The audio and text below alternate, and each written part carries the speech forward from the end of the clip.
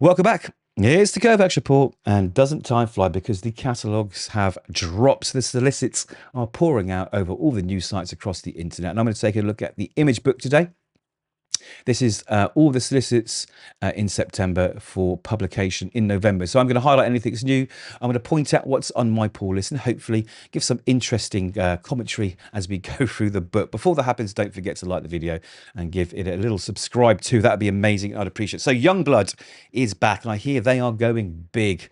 They are going big. Well, of course, there we go. It's the first page of the catalogue. So story art and cover A by Rob Liefeld with a poly bag and collectible cards. So they are going full 90s on this. I like that. Nice touch, nice touch. And of course, we've got the slew of variants, which seems to be absolutely drowning out the comic industry right now with variants. So we've got Scotty Young, Ryan Stegman, Daniel Warren Johnson, Ryan Otley, Cal New, E.M. Geist, Mark Spears with other Rob Liefeld variants too. Plus, interestingly, a manga black and white edition with black and white interior pages and grey tone colouring. So that should be interesting.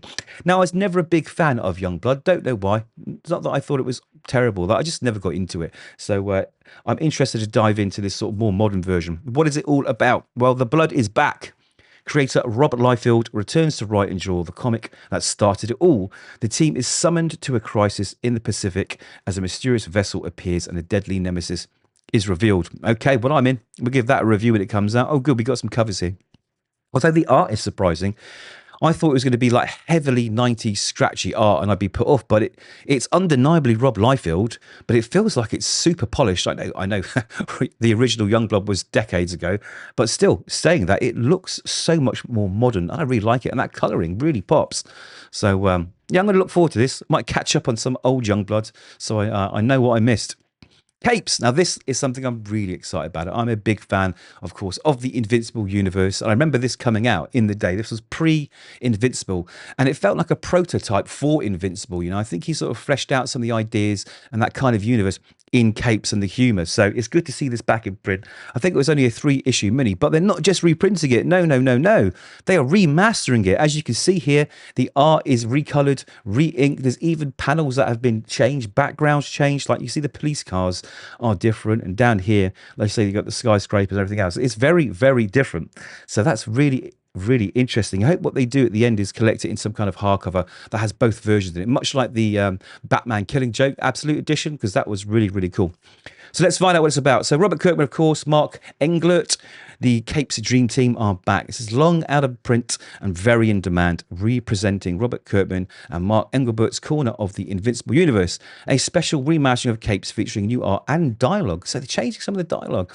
Is that to sort of, I don't know, I hate to use the word pander to modern audiences. I don't know. Maybe it's to make the book flow a bit better, correct mistakes they wish they made. I don't know. It's interesting to see. I'm going to try and do a side-by-side comparison when they come. So, Bolt, Kid Thor, Knockout, Captain Cosmic, Clairvoyant, Big Brain, Commander Capitalism. I love the character names. Welcomes to Capes Incorporators, employers of your favorite superheroes that protect, well, at least when they're on the clock, New York City from threats like Machine Head, Titan, and now are in the crosshairs of an enemy they never expected. So maybe it's an enemy from within. That should be interesting. But yes, we got a slew of variant covers, of course. It looks exciting. I am super excited for this. I really am. So Die's back. Well, this is interesting. So I remember the first one. I think it ran for about 20 issues. I think it was about a group of teenagers who disappeared by playing like a role-playing game, like Dungeons and Dragons, and then 5 of them came back, but one was missing. So we're getting a second season as such. So Kieran Gillen, of course, Stephanie Hands on art. And we got a nice Peach Momoko variant cover there. I mean, look at the art anyway. It looks gorgeous, absolutely lovely. So Die returns for an epic new story of a dark fantasy adventure game gone horrifically right or wonderfully wrong. A year after their return from the hellish game world, the players gather for Chuck's wake. They finish with the game. The game isn't finished with them. The 3-time Hugo Award nominated series is back in November. Get ready to roll initiative. Who's going to die this time? All right. Well, I'm definitely on board for that. I'm going to reread the original Die, actually. It's been a while. Oh, look at that cover. I'm excited. So far, we're doing pretty good this month. 2 for 2. Well, I didn't see this coming. The role-playing game for Die. So, okay, so Kieran Gillen has sort of written the story, art and cover. So Die returns to Die Loaded this month. The temptation to try the Origins award-winning Die RPG will be strong. We make it easy for you with this self-contained comic format quick start. It gives you all the rules and characters you need to play and includes a complete multi-session scenario to get you started. That sounds cool. If you're into playing role-playing games, I did a lot as a kid. Not so much now. Not so much now. I mean, there's not enough time in the day, right? It looks cool. So Final Boss. So this is the new, Tyler Kirkham's new book, right? The art looks pretty cool. Still feels very, very 90s. Sort of erring away from that 90s style, but let's see what it's all about. It says, from the dynamic creator and artist Tyler Kirkham comes a thrilling new action hero, Tommy Brazen, in Final Boss. Get ready for an over-the-top adventure that's a high-octane nod to classic action stories. Trying to forge a new path, Tommy uses his newfound powers of various paid enforcer gigs and street fights, only to uncover a past more complex than he ever imagined. So 56 pages as well. So it's a sort of not it's double size issue. It looks pretty cool. We've got some J. Lee covers down there. Tyler Kirkham extras. Ryan Otley, V. Ken Marion. Well, there's a whole host of variants to every book nowadays. It is the current trend, right? Sounds interesting. I will give that a go. I saw Santa, a Spawn Universe Christmas story. Well, I'm not a Spawn fan, as I say every time I do this catalogue, so I won't be picking that up. I guess this is it's a bit early for Christmas, right? Well, I suppose November these come out, so it's pre-Christmas. Okay, it's kind of on time, right? Santa gives presents to the good kids and a stocking full of coal to the bad ones. But what happens when one disturbed child takes offence to Santa's gift of coal and makes it his life's mission to torment jolly old Saint Nick for the rest of his life? Sam and Twitch discover the bodies, but only Spawn can put it into it. So it sounds like a bit of fun. It's Chris Killian and Andrew Sanders writing, and art by Thomas Nachlik. Okay. Colossal Kea. So this must be it's a one-shot. So Kea is another one of those books that's on my list to read, and I haven't got to it yet, but it sounds super interesting. So Nathan Fox, I've always admired Nathan Fox's art, so that's a good thing. So Wed Craig penned with art by Nathan Fox, James Harron, Mike Huddleston, Declan Shavely, and Ryan Stegman. So that sounds cool. So they all team up with some of the greatest artists in modern comics for a jam-packed special. Wraparound cover by Wes Craig, classic centerfold, a colossal 48-page of story and extras. Colossal Kea is an exclusive single issue, not to be collected in a trade paperback, and includes a 6-page introduction to the series. Perfect new reads. Now, while that's really cool, because it will force sales, it's so annoying for collectors, right? Because I had got tens of thousands of floppies and I had to sell them years ago, and I regret that. So now my preferred collection format is, Omnibus and hardcover edition. So I'm going to have to pick this up, otherwise I'm going to miss it, right? Anyway, it looks good. G.I. Joe, well, they did so well with those G.I. Joe compendiums and the new G.I. Joe. It wasn't a giant leap to see more of the old stuff coming out. So G.I. Joe, a real American hero, number 26, Hammer Files edition. So Larry Hammer, Steve, I always get his name right, Leo Lofer, George Roussos. So the secret origin of Snake Eyes, one of the most demanded G.I. Joe issues of all time, is back in a special new printing featuring two of the most popular characters ever, Snake Eyes and Storm Shadow. There we go. That sounds cool. Might pick that up. I haven't read G.I. Joe since I was a kid. It was called Action Force over here in the UK. For obvious reasons. I mean, kids wouldn't know what GIs were over here back in the 80s anyway. So Impact Winter, even for one-shot resolicit. Okay, Travis Beecham, the art and cover by Sameki Keskin and Valenta Tadeo. I am terrible with names. Get used to it. I am working really hard, not only to make these videos better, but to get people's names right. So the year is 1953. The Cold War is at its height, and intelligence operative Penelope Chambers is running an off-the-books investigation into the disappearance of female agents in Eastern Europe. When she's called to Soviet Prague for a routine drop, Penelope will come face-to-face with death or the possibility of everlasting life. That sounds very interesting. Very, very, very interesting. I'm definitely picking that up. I like the art. The cover looks cool. The cover looks very cool. So far, we are doing well. Now, Maria Lovett is one of my favorites at the moment. Her art style is beautiful. Even if I could just have it without the dialogue and it would be fine. I don't think Artificial One's actually come out yet, I think, or have I got that completely wrong? But either way, it's one of those books that I stack up and read the whole arc because they're short runs. So I'm hoping this is going to be good. Assorted Crisis Events, not for me. Not a big fan of Dennis Camp. That won't be on my list. There's mixed reviews about it out there. Some saying it's great, some saying it's not, like most books. But it's definitely not on my list. So The Author Immortal, I think, is one that kind of slipped the net for me.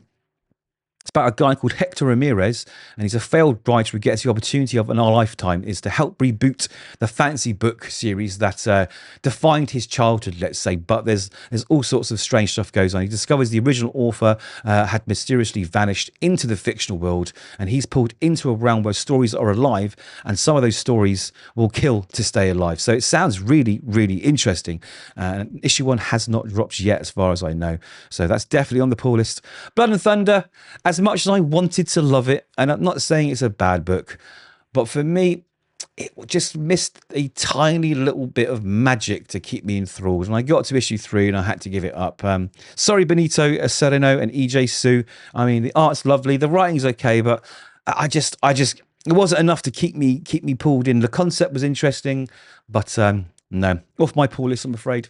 Creepshow continues. If you're a fan of Creepshow, we got the more Spawn universe, which of course I'm not a Spawn person, so I don't know what to advise with Spawn. So this mini-series is coming somewhere. Is it a mini-series or an ongoing? We're not too sure, but that one continues. More Gunslinger Spawn, lots of Spawn. So Death to Pachuco, I think that says. Pachuco. Issue 1 hasn't dropped yet, so I'm not sure. It is on my list to read. I don't want to read the solicit. If you haven't heard the first solicit, I don't want to spoil anything, but it looks really cool.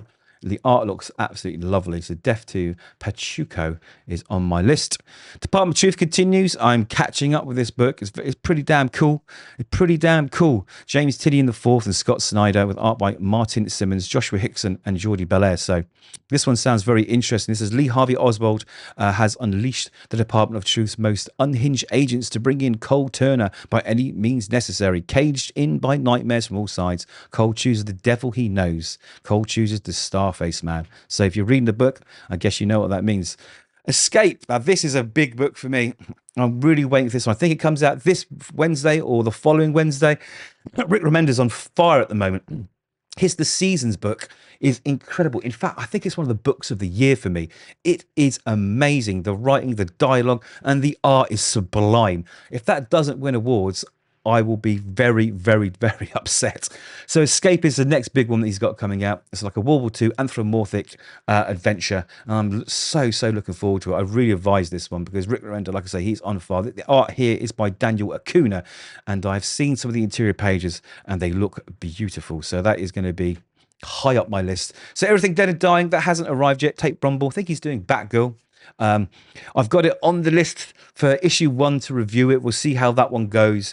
Exquisite Corpses by Michael Walsh, James Tynion IV. It's just incredible. I absolutely love it. It is it's so fun. You know, it doesn't take itself seriously. It's got a great premise. There's a bunch of sort of Illuminati style families that run America basically. And every 7 years, they choose a champion to fight in this town that they've cordoned off, with the townsfolk unaware. And the serial killers that they hire, or the ultimate warriors, they all go in there. And whoever is standing, whoever that hero, I say hero, not hero, whoever that person is that their champion survives, that family gets to rule all of the families for the next 7 years. So it's really cool premise, really good story. I'm really, really enjoying it. It's not just about the killing, you know, you're sort of following some of the townsfolk and their lives and how what's going on is starting to affect them. So it's really, really interesting. One of my favorite books every single month. Feral continues by Tony Fleeks, art by Trish Forstner, Tone Rodriguez and Brad Simpson. Lovely book. I'm a huge cat lover, so this is always on my list every single month. I definitely advise it if you like sort of animal stories. G.I. Joe continues. Joshua Williamson, Tom Riley, Jordi Belair. That's going really, really well. I've read a few. G.I. Joe was never a big one for me. I'm more swerved towards the other Energon books. But from what I've read so far, it's been pretty cool. I actually quite enjoy it. Yeah, tons of variant covers as well. Look at all those covers down there. More G.I. Joe. More G.I. Joe. Oh, so this, I think, is the Larry Hammer book. So they're continuing that as well. So that's a big deal. 322 issues. Ooh, that's a lot to collect. Geiger. Again, the Jeff John stuff, the Ghost Machine, unnamed stuff, I tried at the very beginning, couldn't get into it. I've been advised to give it another go, so I definitely will be giving it another go. I do like the Nod to Wicked there and that homage cover on the bottom right. That looks pretty cool. Ghost Pepper, I read the first issue by Ludo Lullaby, and he's not only writing it, he's drawing it and doing everything about it, in fact. So it is really good fun, really interesting fantasy adventure. I'm really enjoying that. So that's definitely on my list. Issue 1 is out, so I would pick it up right now because I think issue 2 is about to drop. I think it might just be a sort of sleeper hit. It's really, really, really cool. Good as Dead, I don't think that's dropped yet, so I can't comment, but it is on my list to review. It's David Lapham, so anything David Lapham does I pick up. Maria Lapham as well. Okay, I guess that's his wife. Art and cover by David Lapham and Dee Cunniff. So that looks really, really cool. Hornsby and Halo, yeah, I just couldn't get into this one. It's basically like an angel and a devil, and I think they're falling in love, or I think they choose a person on Earth, and they're influencing those people, and it sort of plays off between the two of them. I just couldn't get into it. I really wanted to, but I couldn't get into it because Peter J. Tomasi is not a bad writer at all. Hexaplasm, Hunt the Bigfoot. See, I didn't get into the original Hexaplasm. This is Benito Sereno as well. But I think I've swerved away from it because I really didn't enjoy his not Ghost Pepper. Ghost Pepper was really good. What is it called? The one with the girl with a big gun we just spoke about. Let's go back here. Look at this, Professional, mate. Blood and Thunder. Yeah. Blood and Thunder. Kind of turned me off because I think the same writing style's in there. But if I am wrong, let me know if I should pick up the first volume of that book and give it a go. I'm always open to try something. So, iTyrant. Wow. E. Zan and Godfar. Now, the original solicit for this was literally unreadable. I think if you go back and watch the video or look at the catalogue or find the solicit, it was really difficult to decipher. And so was issue 1. Now, I'm not knocking it. I guess English isn't their first language, but it was so difficult to read. I literally couldn't review it. So it's definitely not on my pull list at all. No. More Spawn. Lazarus Fallen. Again, Greg Rucka. He is, I think this might even be the final Fallen series. I could be wrong. Rather Lazarus. I'm trying to catch up on that.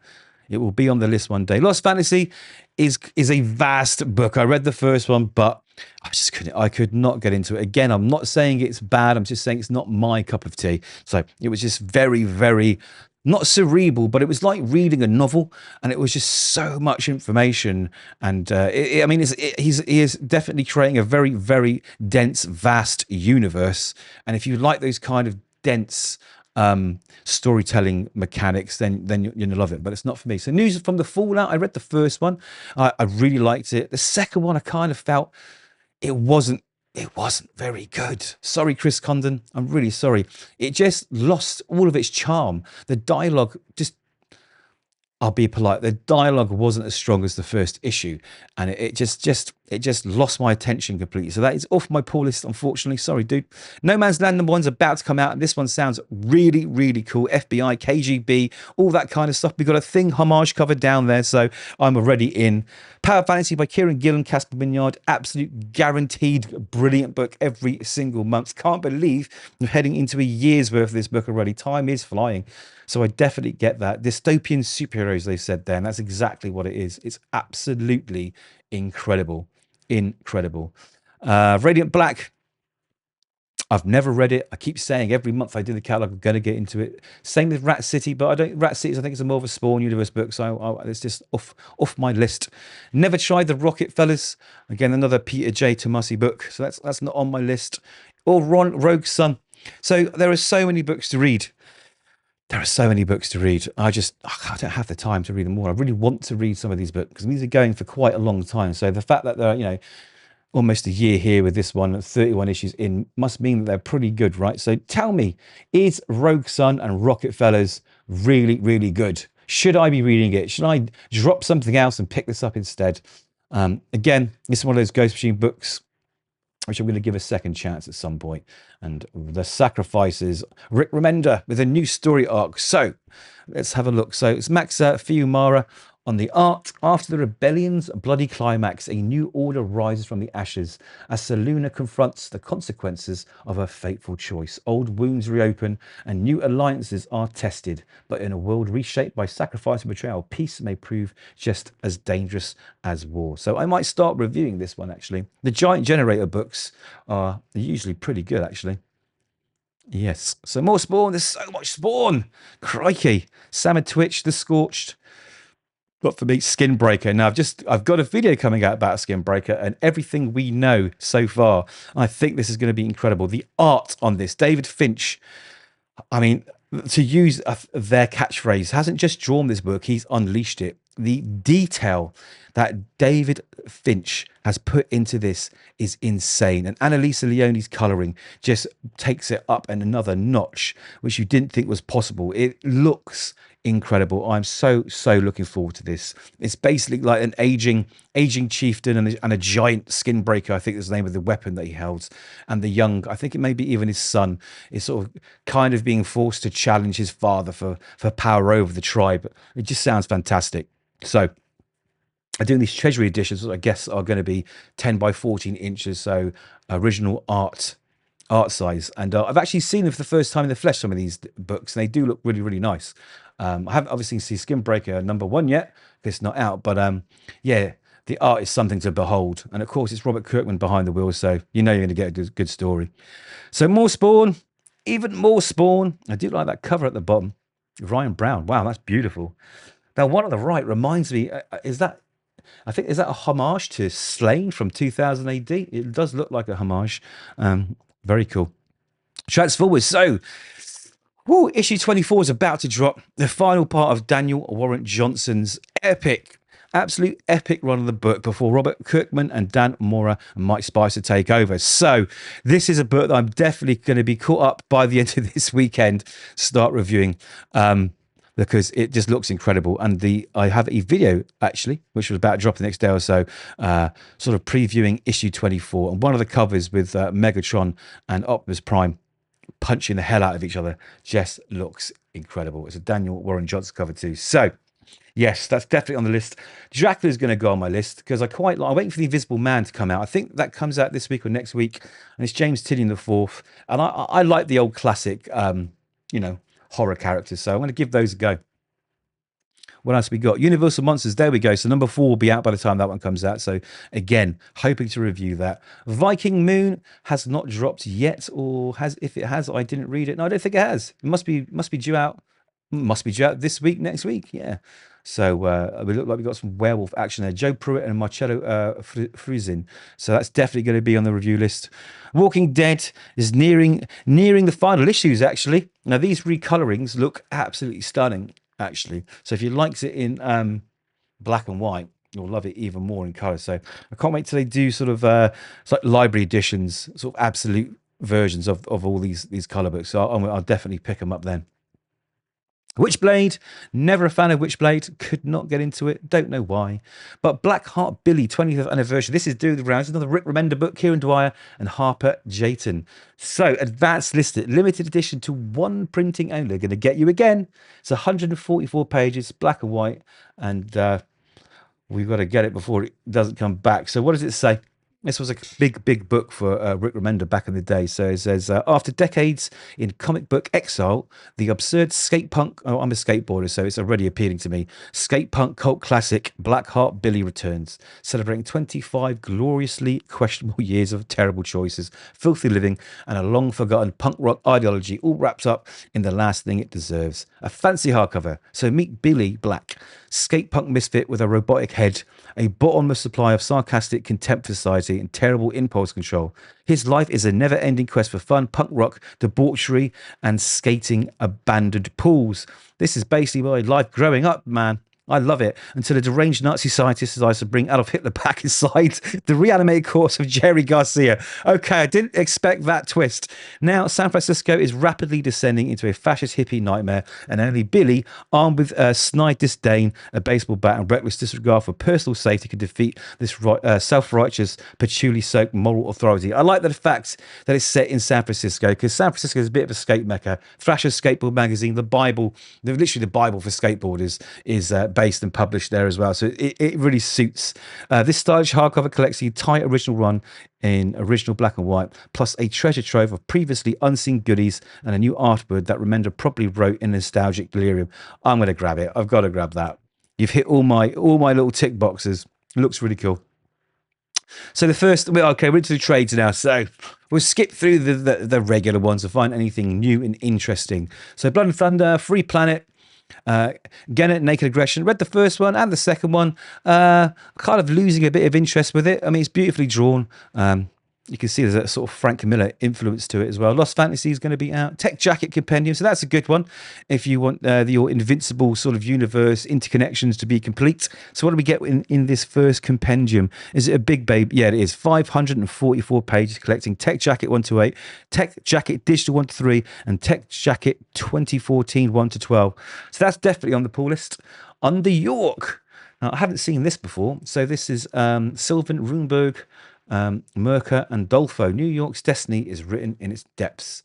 I never even saw this book come out. Is this like a new one? No, it's not.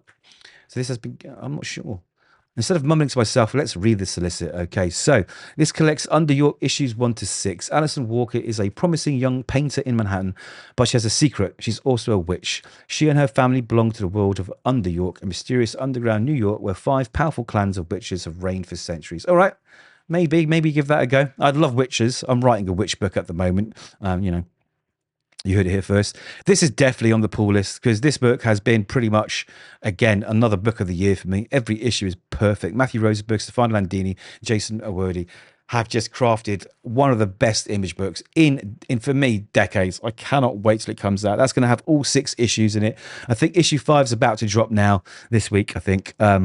So yeah. Get that on your list if you haven't already do it. Adventure Man Vol 4, Matt Fraction, and Zuilo TP. So does this collect something or is this new? Let's have a look. A sweeping, magical, realist coming-of-age story set after the apocalypse. That's the New York Times. Rios pits a group of teens against a changed world in a bid to survive in this stunningly rendered post-apocalyptic eco-horror graphic novel.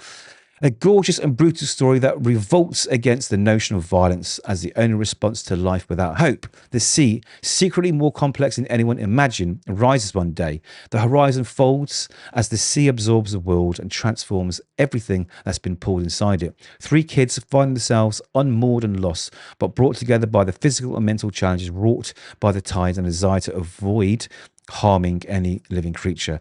That sounds really interesting. It's a bit like Lord of the Flies, but without the violence. So give that a go. Ed Brubaker, Shaw Phillips' legendary criminal run continues. This is the next trade. Bad Weekend.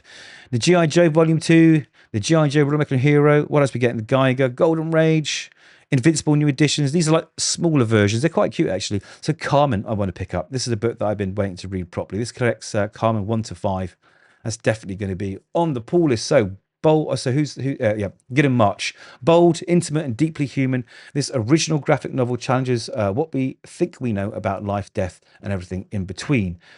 Spanish writer and artist Gideon March is best known for his ongoing extensive work with DC Comics on Batman, Catwoman, and Harley Quinn, and has worked as an artist on several graphic novels, including the English editions of Monica with Teen Titans Comics and The Dream with Europe Comics. Here he takes up his pen for an edgy new volume about a highly unconventional angel named Carmen and the young woman she takes under her wing when a case of heartbreak strikes hard.